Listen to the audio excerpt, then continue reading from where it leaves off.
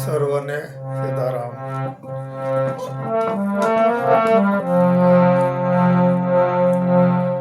સતગુરુને ચરણે નમી માગુ પ્રેમ પ્રસાદ.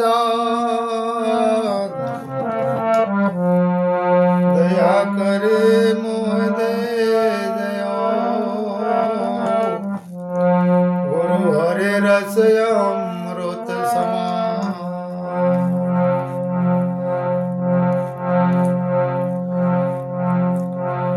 લાગે રે કટારી મારા કલેજે કટારી. એ કલેજે કટારી રે લાગે મારા કાળજે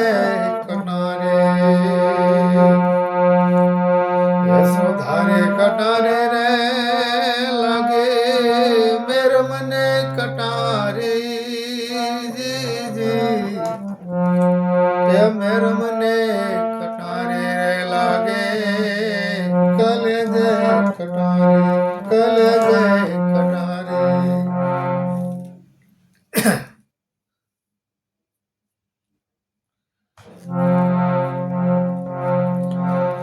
મારી કટારી મૂળદાસની ને વળી જોગતે કરીને જો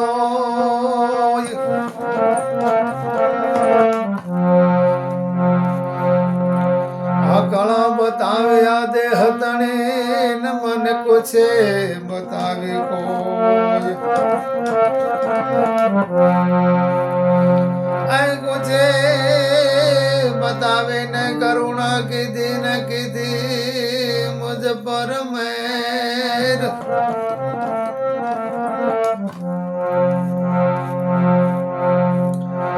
આ कुछ बताવીને કરુણા કીધી ને કીધી મુझ पर मेर. એ પછી મને થઈ ગઈ આનંદ ની લીલા. એ લે રે રે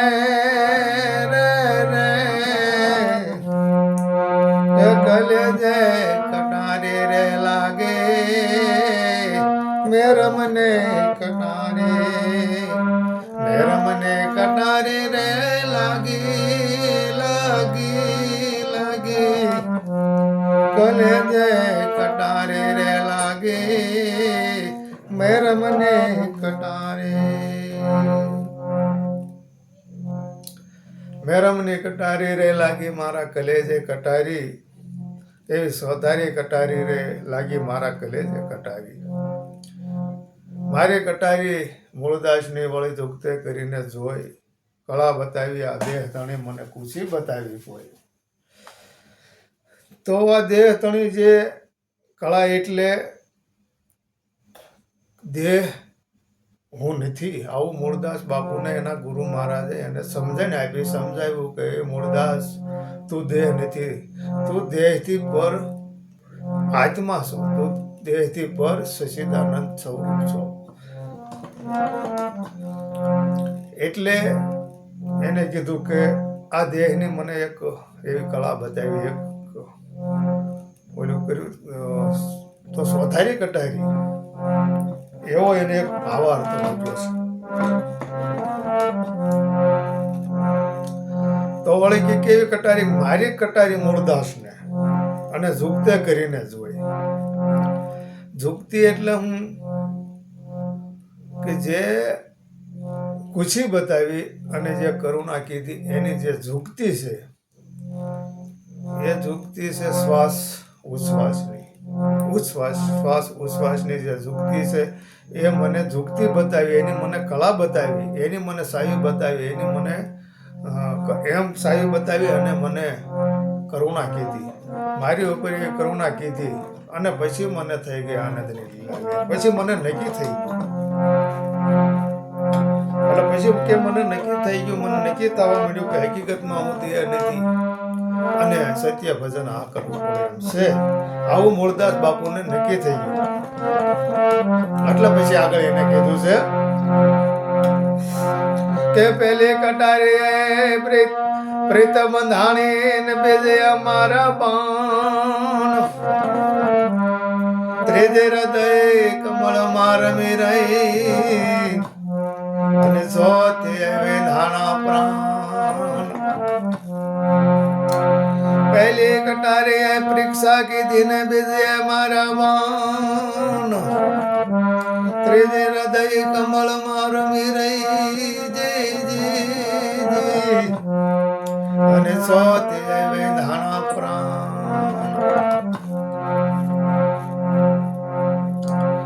પ્રાણ વિધાના ને પ્રીતમ ધાણી અને વળી દેખાડ્યો દસમા દ્વાર હું રે વિનવો કાળા કરશન દે મારી સુરતા માલે જો આવીને સંભાળ રે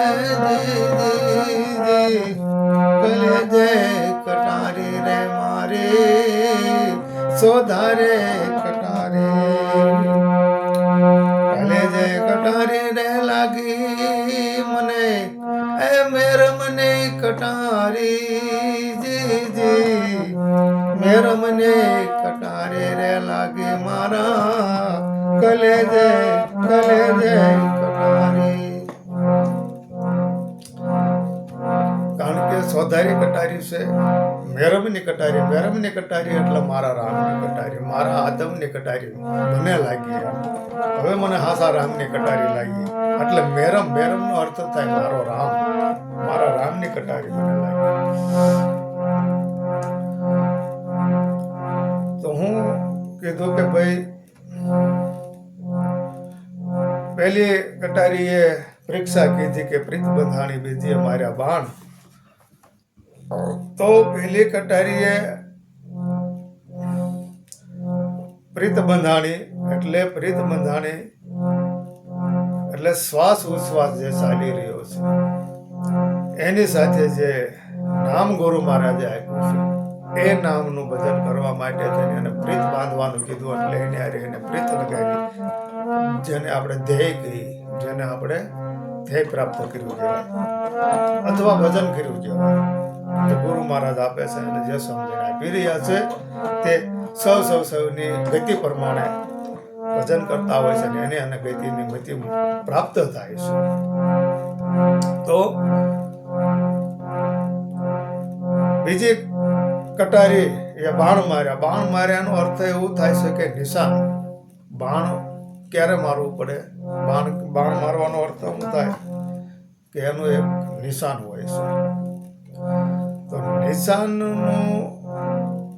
નિશાન શેનું કેવું નિશાન કે જે નામનું નિશાન છે જે સદગુરુ મહારાજ આપે છે એ નામનું નિશાન જેને લાગી ગયું જેને નામ મળ્યું એ નામનું એને નિશાન રાખ્યું નિશાન ક્યાં રાખ્યું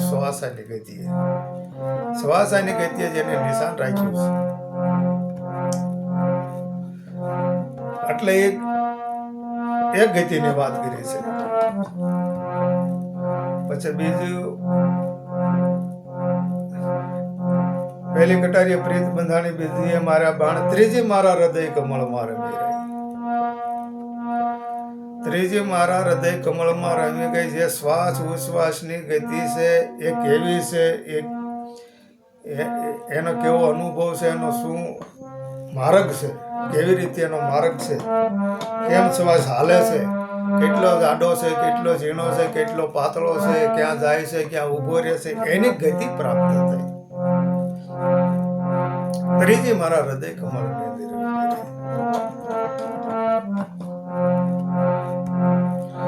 અને સ્વથી વિંધાણા પ્રાણ જે શ્વાસાની ગતિનું ભજન કરતો જે ગુરુ મહારાજે નામ આપ્યું એની ઉપર લગ્ની લગાડી તો એની અંદર જે છુપાયેલો એક સૂક્ષ્મ રૂપી જે પ્રાણ છે એ પ્રાણની પ્રાપ્તિ થતા એ પ્રાણનો એને અનુભવ થતા જ્યાં સુરતા લાગે છે જ્યાં સુરતા લાગે છે એને સંતોએ બ્રહ્મરંધ કીધું છે એ બ્રહ્મરંધ્ર ની અંદર 10મો દ્વાર છે.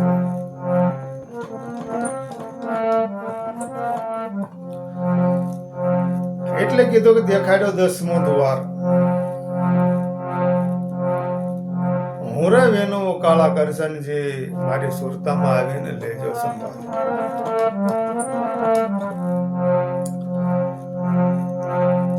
પછી ના દેહનું ભાન ભૂલાઈ જાય છે.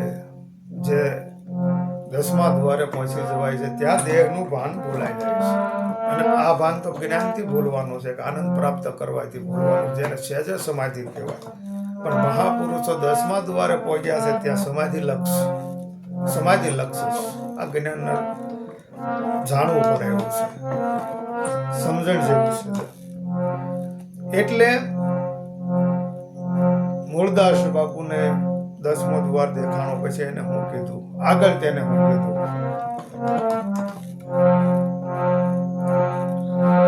કે આ કટારી કોઈને વરણવામાં નહીં આવે, નથી અણી નથી ધાર.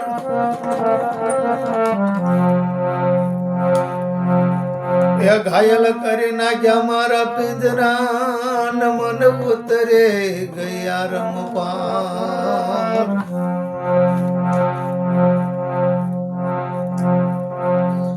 એ પોકારીને કહો છો પ્રાણિયા, એ ઓલાનું ઘરા હારે ન કરશો ને, એ ન કરશો ને હરે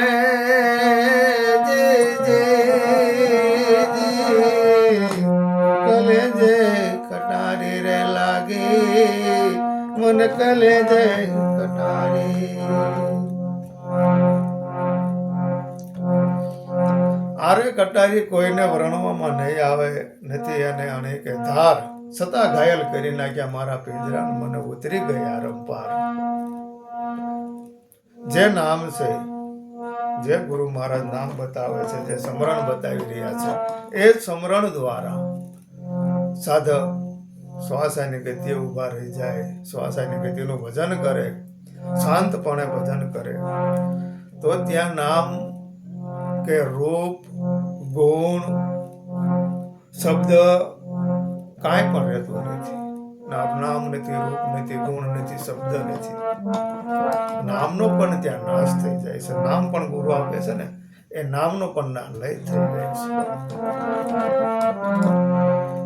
એટલે કીધું છે મૂળદાસ બાપુએ કે આ કટારી કઈ વર્ણન કરવું તો કરાય એવું નથી, કારણ કે આ કટારી છે સ્વધારી છે, બધી બાજુ ધાર છે, અને વળી પાછું નથી અણી કે નથી ધાર, એટલે કટારી જેમ કહેવાય એવી પણ નથી, છતાં શબ્દ રૂપે એને વર્ણન કર્યું છે.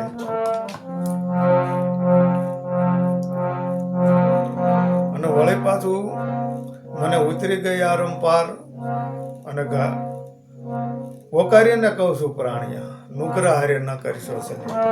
જ્યારે સુરતા શબ્દની હારે લાગી, પ્રાણ સાથે ભળી, અને જે પ્રાણ છે તત્વને જાણ્યું, ત્યાં દેહનું ભાન ભૂલાણું, અને ત્યાં એને અઘોર આનંદ પ્રાપ્ત થયો છે. ત્યાં કાંઈ પણ વસ્તુ નથી. એટલે એને એમ કીધું કે નુકરા એટલે જે દેહનું ભાન ભૂલી ગયા પછી જેને નુકરા કીધા છે સંતોએ, જ્ઞાનની દ્રષ્ટિએ સમજવા જાય અને અનુભવથી સમજવા જાય તો વિષય વાસના છે, કામ છે, ક્રોધ છે, લોભ છે, મોહ છે, રાગ છે, દ્વેષ છે, ઈર્ષા છે, આ નુકરા છે. બધા કૂડ કપટ, અન્યાય, પાપ, આ બધા નુકરા હારે ન કરીશો.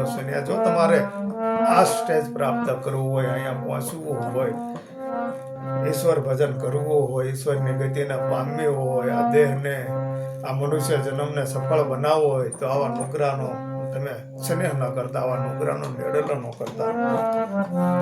એમ મૂળદાસ બાપુએ પોતે પોતાને ઠપકો આપ્યો છે, સંતોએ પોતાના વિષયોને ઠપકો આપ્યો છે, પોતે પોતાના મનને ઠપકો આપ્યો છે. આપણે તો એવું કદાચ માની લઈએ કે ગુરુના બાળક ન હોય એને નુગરા કહેવાય, એવું નથી. સંતોએ કીધું છે ત્યાં આપણે ઊભું રહેવું પડશે, ત્યાં જ રહીને આપણે સમજવું પડશે.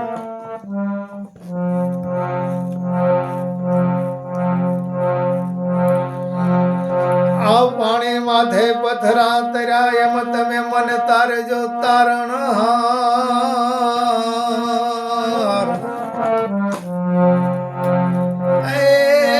પાણી માથે તમે પથરા તાર્યા એમ મને તારજો મારા તારણ. હે ગુરુ રામદાસ શરણે ગાય છે મૂળદાસ. એ ઓલા પથ્થર હતા તે પાણી થયા અને ઓલા નીર ભેગા જોને નીર. એ કલેજે કટારી રે લાગે મને કલેજે કટારી. રમને કટારી રે લાગી મારા રામને કટારી. એ સોધારે કટારી રે લાગે મને કલેજે કટારી, કલેજે કટારી. પાણીની માથે હે પ્રભુ તમે પથરા તાર્યા એમ તમે મને તારજો મારા તારણહાર. ગુરુ રામદાસ શરણે ગાય છે આવું મૂળદાસ મહારાજ. પથ્થર હતા એ પણ પાણી થઈ ગયા. પથ્થર જેવા જેના દિલ હતા, પથ્થર સમાન જેનું જીવન હતું, કાળજાળ જેનું જીવન હતું, અઘોર પાપી હતા, એવાને પણ તમે તારી લીધા. મૂળદાસ બાબુ કે પ્રાર્થના કરે છે, કેવલ્ય પ્રાર્થના જ છે ઈશ્વર આગળ. કેવલ્ય એ સ્ટેજે ત્યાં નામ રહેતું જ નથી, કેવલ્ય પ્રાર્થના રહેશ. નામ રૂપ ગુણ નહીં અમારા. સંતો એમ નામ નથી કીધું, બહુ સમજે, બહુ સંતો ત્યાં પહોંચી ગયા છે, પોતાની સુરતા ત્યાં પહોંચી ગઈ છે, પોતે સ્ટેજ પ્રાપ્ત કરી લીધું છે, એ સ્થિતિ બનાવી લીધી છે. ત્યાં રામ રૂપ કે ગુણ કાંઈ નથી. એટલે એમ કીધું છે કે પથ્થર જેવા હતા એ પથરા તરી ગયા, આવા માણસો તરી ગયા, પાપી માણસો તરી ગયા, જેસલ જેવા તરી ગયા હોય તો હે પ્રભુ તમે પણ તારણહાર છો ને. પથ્થર જેવા પથ્થર ઓગળીને પાણી થઈ ગયા, પાણી ભેગા નીર ભેગા નીર. હે પ્રભુ જે કાંઈ મને અંદર અનુભવ થયો કે હું દેહ નથી, હું એક આત્મતત્વ છું. જે આત્મતત્વ રમી રહ્યું છે આ શ્વાસની ગતિએ, તે મને જડી ગયું. એટલે જે નીર હતું એ નીર ભેગું, જે તેજ હતું એ તેજ, જે બ્રહ્મ હતું એ બ્રહ્મ ભેગું બ્રહ્મ થઈ ગયું. આવું પણ મૂળદાસ બાપુનું કહેવાનું થાય છે. વાણીની અંદર ઘણી પ્રકારે એના વર્ણન આવતા હોય છે, પણ એ પણ અનુભવ આપણે કરવો જોઈએ. કે એક આવે છે કે આ ઢૂંઢત હે બંદા ખુદા को खुदा, श्वास उश्वास के गति से खुदा को जुदा मत जान. એવી એક સાખી આવે છે.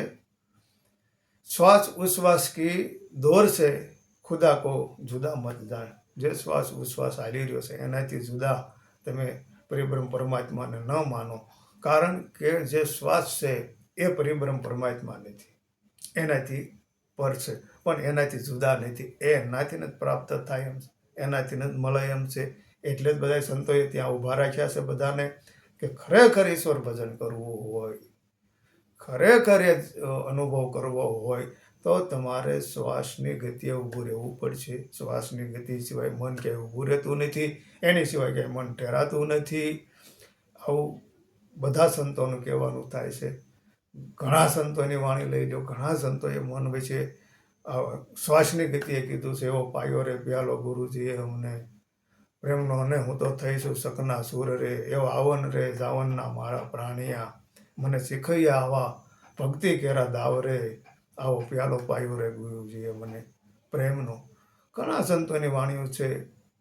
આ પ્રમાણે વાણી લઈ એને સાક્ષી પુરાવો લઈ અને સમજીએ તો શ્વાસની ગતિને સમજાઈ જાય છે.